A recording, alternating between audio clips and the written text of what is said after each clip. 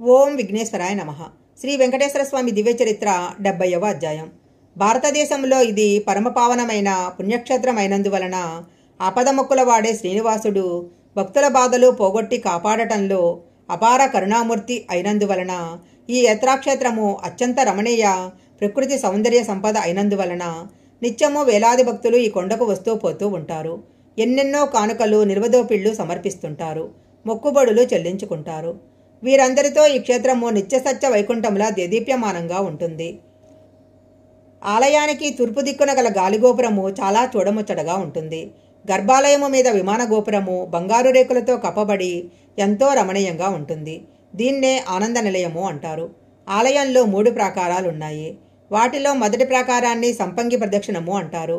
దీని చేరువనే బంగారు రేకులతో చేసిన ధ్వజస్తంభము, దాని ముంగిట బలిపీఠము ఉన్నాయి. రెండవ ప్రాకారాన్ని విమాన ప్రదక్షిణము అంటారు. ఈ ప్రాకారంలోనే పరిమళ గది, పాకశాల, కళ్యాణ మండపము, వామన మండపాలు, వరదరాజస్వామి, వకుళమాళిక, రామానుజాచార్యుల ఆలయాలు ఉన్నాయి. ఇక 3వ ప్రాకారాన్ని వైకుంఠ ప్రదక్షిణము అంటారు. దీనిని పుష్యశుద్ధ ఏకాదశి నాడు మాత్రమే తెరిచి ఉంచుతారు. గర్భాలయానికి ముందు బంగారు తలుపులు ఉంటాయి. ఈ వాకిలిని బంగారు మండపము అంటారు.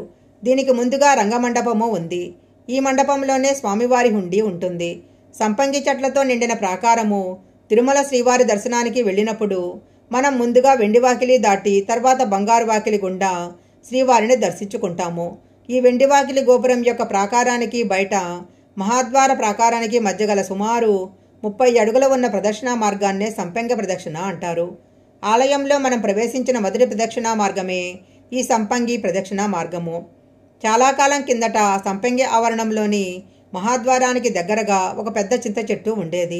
దానికి కొమ్మలు రెమ్మలు శాఖోపశాఖలుగా పెరిగి అతి విశాలంగా వ్యాపించి ఆ చెట్టు నీడ ఎటూ తిరగక వృక్షం మూలలోనే స్థిరంగా ఉండేది. అందువల్ల అది నీడ తిరగని చింత చెట్టుగా ప్రసిద్ధి చెందింది. అంత మాత్రమే కాదు, అది నిద్రపోని చింత చెట్టుగా కూడా పేర్కొనబడింది. దాని శాఖలు కొన్ని చిగురించగా, మరికొన్ని శాఖలు పుష్పించగా, ఇంకొన్ని శాఖలు కాయలు పండ్లు కాస్తుండేవి. ఇలా అన్ని కాలాలు విశ్రాంతి ఎరుగక ఆ చెట్టు నిరంతరము చిగురించటము, పుష్పించటము, ఫలించటము వల్ల అది నిద్రపోని చింత చెట్టుగా పిలువబడుతుంది. ఈ చెట్టు కింద పుట్టలో శ్రీనివాసుడు కొంతకాలం దాగి ఉన్నాడు. తరువాత స్వామివారు విగ్రహమూర్తిగా స్వయంభూవయ్య వెలిసి పుట్టలో నిక్షిప్తమై ఉన్నాడు.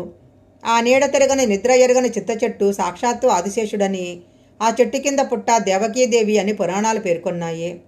15వ శతాబ్దిలో తాళ్లపాక అన్నమాచార్యులు కూడా తొలిసారిగా వెంకటాచల యాత్ర చేసిన సందర్భములో నీడ తిరుగని చింత చెట్టును దర్శించి సేవించినట్లు అన్నమాచార్య జీవిత చరిత్ర వలన తెలుస్తుంది. శ్రీ వెంకటేశ్వర స్వామి దివ్య చరిత్ర 7వ అధ్యాయం సంపూర్ణం.